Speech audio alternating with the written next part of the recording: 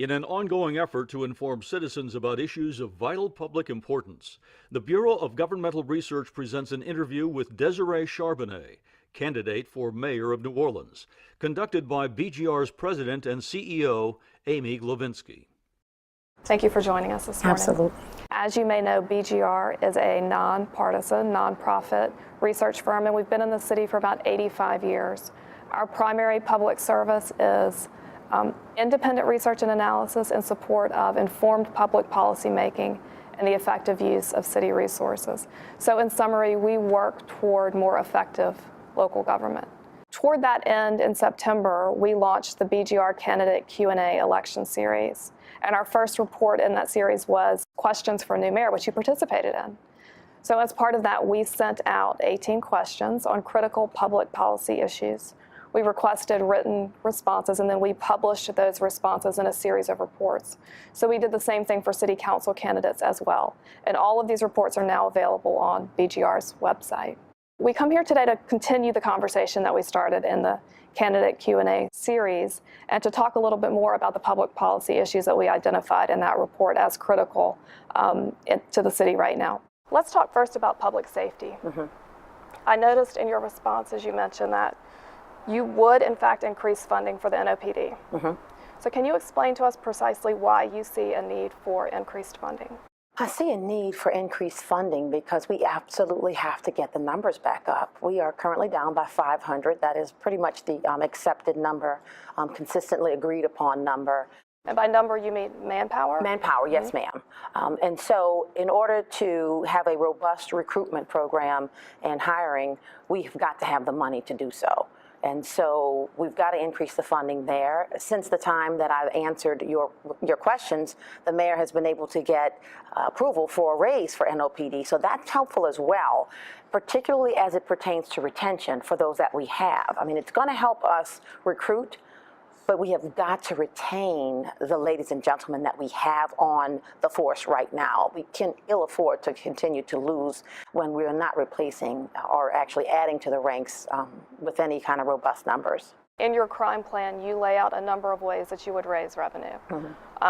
Among those is rededication of existing millages, namely the Economic Development Fund and the Housing Fund. Can you explain why you've identified those two in particular as appropriate for rededication? Those were the ones that were probably the most flexible, the ones we could probably use quicker. Now, we would have to get a vote of the people to do so, but you know, that money is not used to pay off any bonds. So it's dedicated, but we could rededicate it very quickly.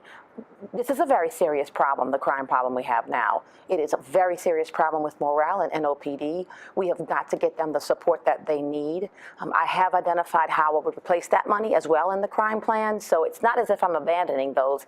It was just something that I thought we could get our hands on rather quickly to get going and to encourage, you know, a robust type of recruitment. And, you know, really we need to retain as well. And you know, one of the things about retention and the lack of numbers that everybody needs to really understand is that when police officers ride around in one-man or one-woman cars all day long, they are not at their, how do I say, they could do much better with two. They can't take certain calls when it's one person in the car. So, you know, your response time is severely affected by the lack of numbers. So I have a very serious sense of urgency when it comes to increasing these numbers for NOPD and really addressing crime. It doesn't matter where I go. It could be any part of town. Everybody is worried about crime. Now, clearly, we have a problem with infrastructure and flooding, but crime is still the #1 topic on people's minds. And, you know, people want to feel safer. And I believe that that is my #1 priority as your next mayor. So back to the question of funding, though. Are there any other taxes that you would seek to rededicate or that you identified in the process of looking for funding sources for the problem? No. Now, I only want to use new money for this as we go along. And, you know, a budget is a very fluid thing. By the time I take office, there could be new monies that we find. But I've also talked about specifically looking at the World Trade Center development as an option.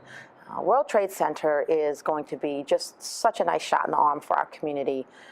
Not only are we going to receive lease payments, We're going to have the new Four Seasons Hotel there. So that's going to be sales tax, property tax. Have you been able to quantify? Yeah, the early numbers say 13 million. I think that's on the low end, but we shall see. The beauty of it is that not only are we going to have the lease payments, but we're also going to have condos above the hotel. So each parcel is a different piece of real property that we will collect property taxes for. So it's going to generate money, and I'd like to look at that in terms of spending some money on public safety and then replenishing the funds from economic development in that housing trust fund. So I'm certainly not abandoning those. Right. You mentioned earlier that you were looking for taxes you could rededicate that are not pledged to bonds. And that causes me to think of one taxing body in particular that has accrued a pretty substantial surplus, the Convention Center. Yes. And I'm just curious as to whether you've given any thought as to whether there's need for reconsideration of the dedicated taxes that the Convention Center receives. Well, right now I'm not, because I realize the value of the Convention Center to this community and to our people. That creates a lot of jobs. It brings a lot of people in town. 10 to 11 million is the estimate of last year's visitors here. You know, and when the concept first started with the Convention Center, there was questions about it, whether it would work, whether they would come, and they have. And now there's a need to expand. And I believe when we expand, they're going to come. There is a lot of really good ideas coming with that particular expansion that I think is going to really just give some life to that end of the Convention Center that's not there yet. So right now, I prefer not to touch that. So you're comfortable with the surplus that exists right now? Well, they're about to use it on the expansion, so it is a surplus, but you know, all the assurances I've received from them is that they are about to use that post haste. So you also talked about the potential for improvement in sales tax collections as a way to find additional funding. Can you explain for me sort of precisely what the deficiency is in sales tax collections and how you would fix it? Well, we've got to scrub the budget, and we've got to make sure we're doing everything we can to not only save money, but collect money. And I just don't believe that there is a really forceful sales tax collection effort. And I've been given that advice by many people. We need to have an evaluation of how we're doing this. Just to be clear, every office, every department at City Hall will have a performance and a financial audit done when I get there. I want to see exactly the status of each department before I take over, so that I know and I have a snapshot of how they're performing and what they're doing. But I have to believe there are sales taxes that we are leaving on the table. So to follow up on that, because part of what we do as a research firm is we work really hard to identify ways in which local government can become more effective. In talking about sort of that comprehensive undertaking to look at systems and departments in City Hall, I'm curious as to how you would sort of measure effectiveness of a City Hall under your watch and what your benchmarks would be. Performance-based measures are exactly what you do, right? So you look at what the potential is for that department versus what they're actually doing. Now, of course, I'm going to bring in some experts who can help me with that. But clearly, if, for example, DPW budgeted for 3,500 catch basins to be cleaned this year. There are some 68,000. Now, had the right person been in charge and evaluating that, we would have known that that is a paltry number of catch basins to be cleaned in a city where it rains so often. So things of that nature don't really show that the projection for that office was what it should have been. How would you set your performance measures? How would you make sure that they were real? Well, what I'm going to do is bring in a qualified individual to run that department, somebody who can tell me the numbers of where it should be. Certainly, you know, for a department like Sewage and Water Board or DPW, you have to have somebody who has the experience and knows exactly how this department should be performing. I don't claim to be an expert on every department. That's why you get the best people in there. We can look at how we performed in the past when things were going well and compare that to how we're doing now. You know, we only recently started having this flood problem every time it rains, a lot, I should say. So I'm not quite sure why this is happening all of a sudden. And so I certainly believe that's the role for a professional licensed engineer to come in and tell me that, and so we can compare to what we were doing before, because we have the same turbines. Now, we do have almost 300 people that are not employed at Sewage and Water Board as well. I need somebody to analyze that for me and tell me whether that is part of the problem as well. And do you think that's a civil service problem? To a degree, yes. I have been told that it just takes so long, some people give up and they just don't worry about the application anymore because they never hear from them. Now, recently, Civil Service has given Sewage and Water Board the leeway to make their own hires. That should help, but I still don't see where there's a will to push to fill these jobs. A will within the Civil Service Department? Within the Sewage and Water Board. It's very clear that Sewage and Water Board has a significant financial need. And I'm curious about your opinion on what the Sewage and Water Board would need to achieve before you as mayor would have confidence to support a request to the public for increased funding for that department. We have got to give the public a sense of security where the flooding issue is concerned. So I've got to at least know, I can tell the public that with this amount of money, I can get this done. Then we can talk about where we're going to get more money. Then you can ask the public to chip in. But the biggest complaint I'm hearing is that people don't feel like they're getting anything for the money that they're paying, for the taxes that they're paying, the Sewage and Water Board fees that they're paying. Many people have asked about a stormwater fee. I don't want to do that until I can assure people that the money they're paying already is working for them. In terms of paying it, I think you all made a great suggestion from the red light cameras or the traffic cameras, if I'm not correct, if I'm not mistaken. For street maintenance. For street maintenance. For street maintenance. And so there's the idea of taking a portion of that money, the revenues from there, to help street out as maintenance? well. To help Sewage and Water Board? Well, see, Capital Projects has money for street maintenance, so I would switch it and say let's use it for Sewage and Water Board. And then how would you fund annual preventative maintenance for streets? That's a good question. Because what you don't want to do is have this cannibalistic way of budgeting where you're just, eating from another fund. What I would do is look at help from the government. Something came out just today about how they are really going to push to give money to cities for infrastructure, and having the support of Congressman Richmond, I'm hoping that will help us. So I would look there first. To the federal government first?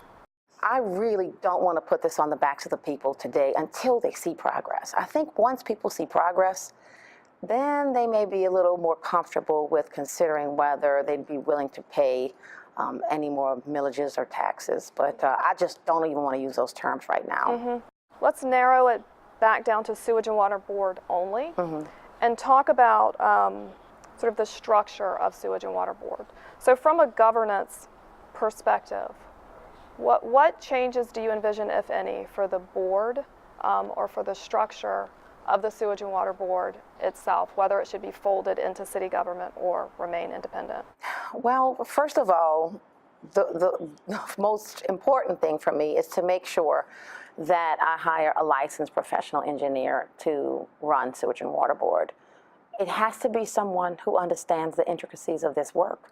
It has to be someone who speaks the language. It can no longer just be a political appointment. It needs to be a professional appointment. The former executive director of the Sewage and Water Board served in a few capacities.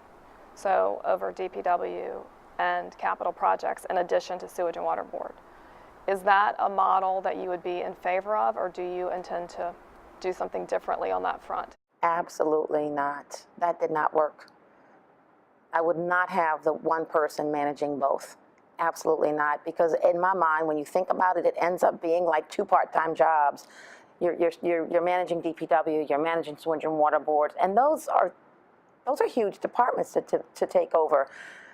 One person for Sewage and Water Board, one person for DPW. They have got to work together, though. And how would you ensure that happens? They're going to give me a report within 90 days of me taking over as to how they are going to communicate and work effectively together. They're going to have to do that. And then how would you measure the success of that working relationship as time passed? Well, I am also going to hire the very best CAO that I can find, and I'm going to have that individual monitor that and report to me after meeting with them. But we're going to have to stay very closely engaged.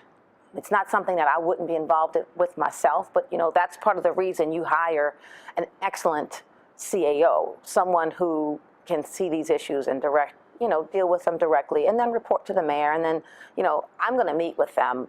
Part of my success in the past offices that I've held was being engaged with my management, and I will continue to do so as the mayor. So back to the question about sewage and water board governance, because Yes. I don't think we talked about it. Yes, I meant to What go do you back to envision that. for that? Well, the question is this, as you asked, do you bring it into a city agency or department, or do we leave it as a state board? I hesitate to say remove it as a state board currently because you lose your bonding capacity. And so as long as it's there, if we need to have more millages done, we need to stay as an agency, as a state board, I should say. So that's a concern for me. And we are, people in Wall Street are holding bonds right now on that. So to just wiggle out of that will not be easy. So I'm concerned with that issue. So I'd like to, for now, leave it as a city agency, leave it as a state board. External to City Hall. Right, external to City Hall. For now, until we can read this report that's supposed to be produced. I don't know if they've started that yet. And by the report, you mean the after-action analysis on the flood? Yes, ma'am. And see what that reflects and go over that with some engineers. But for now, I intend to leave it as it is, but just have more transparency, have a few more engineers on that board. The question always comes up as to whether it was a mistake to take city council people off of the board. Some people said it politicized the office or the board too much. I just feel, though, that, city council people they have the ear, of their constituents and vice versa. They are always in touch with their constituents, and they are the voice of the people on that board. They would be really the only people elected and sworn to represent the actual citizens. So that's my concern with that, and I don't see why it's a bad idea to bring at least one back. But it's something that I'm contemplating, and I'm going to study it a little more. Are you familiar with the concern that the city council members serving in the dual capacity of council member and sewage and water board member encountered what was perhaps a conflict of interest when it came time to vote in favor of or support rate increases for the sewage and water board? I'm aware. I think now any city council person who goes on that board, in light of everything that happened, would be very, very careful about the decisions that they make. Sometimes things have to happen for us to see the light. So, I have to trust the council people. You mentioned that you want to bring greater transparency to the Sewage and Water Board. How? In terms of letting contracts, et cetera, that's going to be all online. I want all of that online. I want the public to be able to see everything. As a matter of fact, what I really want to do, my goal, is to have a tracking process for all contracts over City Hall, all permits that's requested. And for those that have submitted a contract or proposal, I should say, they're going to be able to get online and see the status of that. So many people have told me that they just never know where it is in the process, and it takes months and months, and you never know, and they get tired of waiting and they move on. And I can't tell you how many times I hear about them going to Jefferson Parish. It's easier, it's clearer, they're paid timely. Vendors, service providers? Yes. So let's talk about procurement a little bit more. Would you retain the centralized procurement office and the professional procurement officer under your tenure? Yes. Yes, I will. Do you envision any changes to that department in particular? Well, I want to make sure that the weighted measurements are always clear to the applicants before they get there. The committee idea I like a lot. I do think that they should make the recommendation and the mayor should make the final decision, but only after that committee giving it, their review. As we know, the cheapest price is not always going to be the best product for the city, but that's going to be left up to the committee. I don't have to have a hand in that. And we'll look at putting some more professors from the universities, people who really don't have a vested interest but are professionals in that industry anyway. and let them make the recommendation. I would like to pause on that for just a minute because I did notice that one change you envision is having members of the public serve on the professional services contracting selection committees. So clarify for me, when you say members of the public, what expertise they would have to have and how they would be appointed. Yeah, one area that I'm looking at is our unions and the individuals that are part of unions that are experts in their various fields. And so why not have those who are really members of the public but also understand it as well? That's one idea. And just applicants of people who are leaders in their neighborhoods, who are out there fighting on behalf of their different areas. So would that be more of a sort of community advocate role as opposed to professional expertise? The general member of the public is not the expertise. The general member of the public is the community voice. On the issue of local tax dedications, I noticed that you endorsed a recommendation that we've made, which is that we need a comprehensive assessment of local tax dedications considered in the context of community priorities and competing financial needs, and really take a big picture look at where the dollars are going. In your written responses, you said that you agree, but I'm curious practically how you would go about undertaking that exercise, which admittedly is a big one. I would rely on experts to do that with me. And I want to make sure, it's been a while since I've read the questions, but are you talking particularly about the equity in which it's distributed? We're talking about dedicated taxes that repeatedly go toward agencies without any sort of a continuing need to demonstrate sort of the financial requirement of those dedications. Okay, I'm sorry, I got you. And then the underfunding of some critical priorities such as streets and drainage. So that raises the question of, is it time to take a sort of a holistic look at where the dollars are going, weighted against critical financial needs of the city? Right, and that's why I'm going to have that analysis of every department, of every agency that's funded by city money, general fund money. So that way we can look at it all. I can sit down with the accountants and the experts, and we can determine whether the money we're putting into this department is actually producing the results that we need, whether it needs to be more or not. And then we can make the wholesale analysis as to how we redistribute it.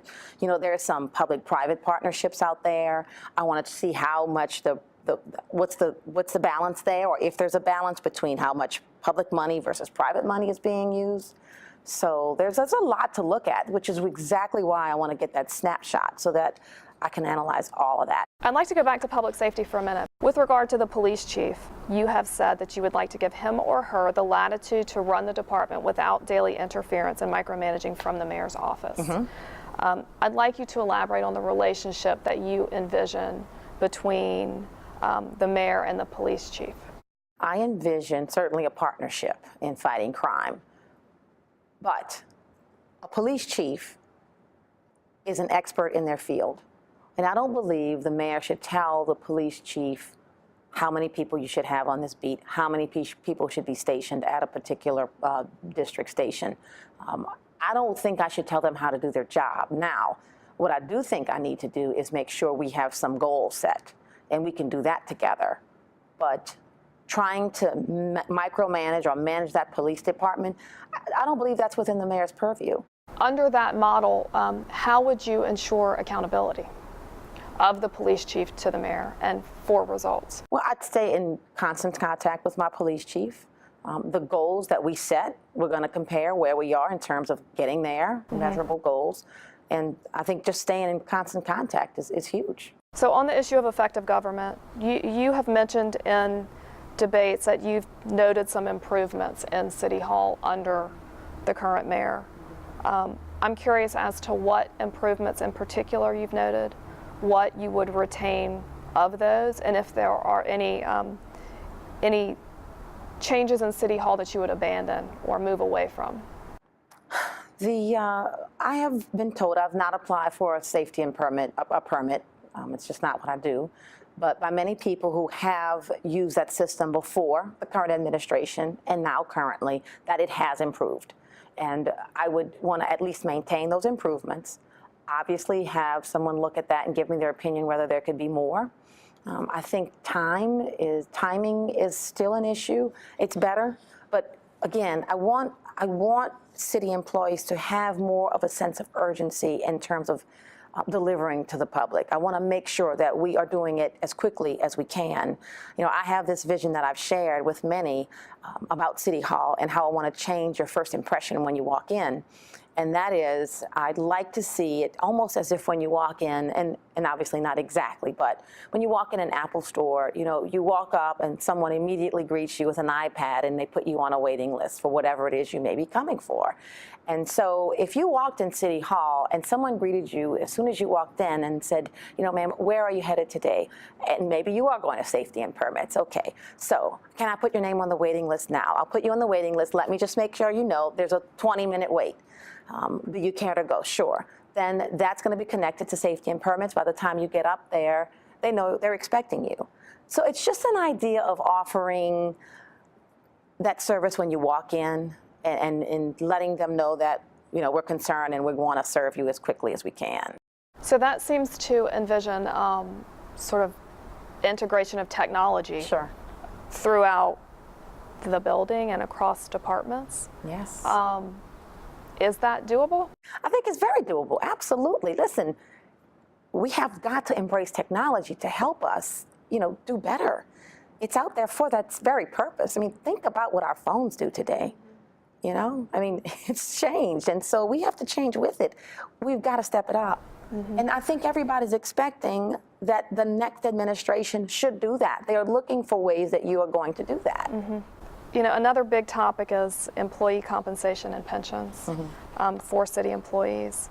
I noticed in your written responses that you referenced the need for a comprehensive review of compensation and pension plans, and I think you probably know we've done we've issued a number of reports on pension plans in particular.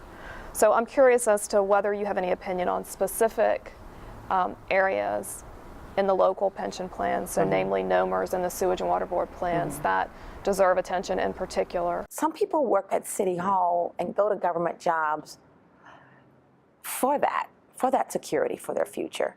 They don't always make a lot of money there. It's not always the best salary, but they do have something to look forward to at the end. To start saying that it's going to result in less money when you retire and you won't be able to retire as soon, it bothers me.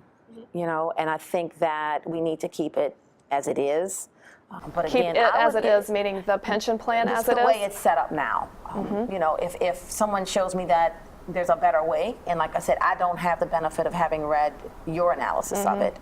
But, you know, again, you bring in those people that do that work, and they can analyze it for me and determine whether it needs to change. I just, you know, it's just something that people are really, and with the uncertainty these days, you know, to ask, there was one idea where, you know, they could manage their own pensions. You know, to ask individual people to manage their own pensions, I think that's very risky for them. I don't know that I could manage my own pension, to be honest. So you know, I think that if I can improve it in ways that benefit people and they get more benefits, fine. What about other employee benefits? Do you see any areas where they are excessive or inefficient? I do not. You know, city employees incur, they receive good sick leave. They receive decent vacation time.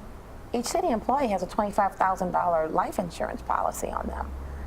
City employees can have access to civil service classes that can expand their ability and their knowledge and their skills, I should say, rather. So there's a lot that people don't realize that city employees, the benefits that there are there, really. And then, you know, not to mention there's, I know, 20-something holidays that are paid as well, easily. So you see the benefits as sufficient? I do. I think they're very good benefits. What opportunities do you see for growing the tax base in New Orleans? We've talked a lot about the need for additional funding and new or additional revenue. How can we get there? I think we have to draw from many aspects for that. I want to redevelop New Orleans East. I really want to help give them a shot in the arm. And I think if I can bring business out there, more shopping for those individuals. That's just an example. The Lower Ninth Ward needs help. There's parts of Algiers that needs help as well. And I want to encourage something where not only we're bringing some shopping, some entertainment for individuals in these areas that feel neglected, but people get jobs from there as well. I also want to get this blight off the streets, try to encourage home ownership so we have more people owning homes and paying property taxes as well. So there's lots of different ways, but you know, getting good paying jobs here in general, besides just talking about developing certain parts of the city, good paying jobs require people to pay, they have more money to spend. So they're spending more money, they have taxes that they're paying. There's always going to be people who have hourly wages, but I want people to be able to be trained in some of the emerging areas that there's a demand for. And there's a demand for mostly, the highest demand is for the middle level jobs, which don't always require much more than a high school diploma, some additional training, but can reap very good benefits. So the more people making more money in this town increases the tax base. What about narrowing the nonprofit property tax exemption?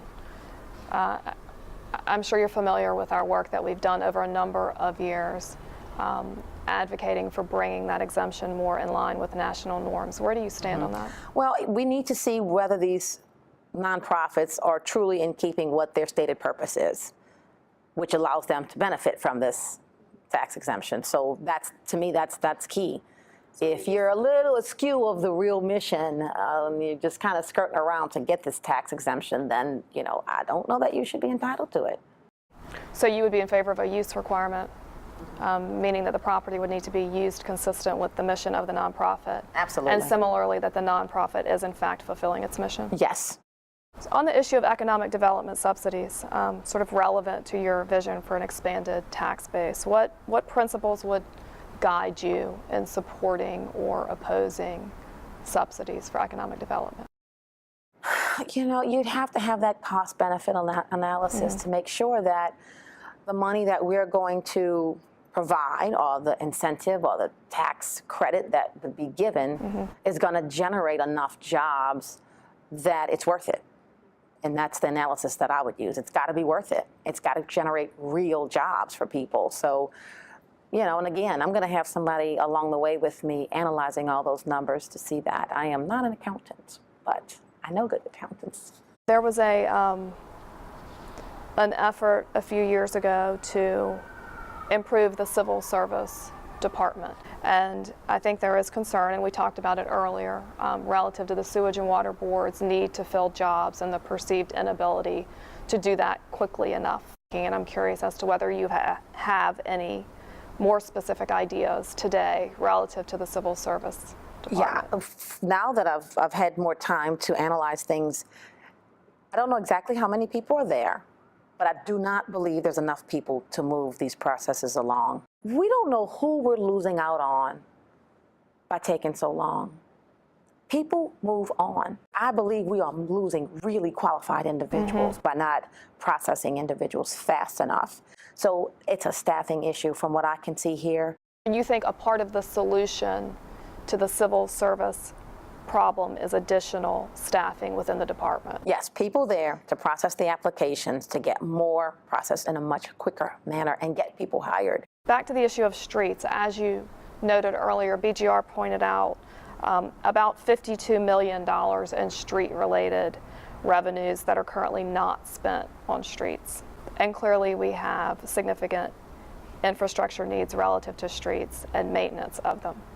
Would you be in favor of redirecting any of that $52 million in revenue toward preventive maintenance for streets?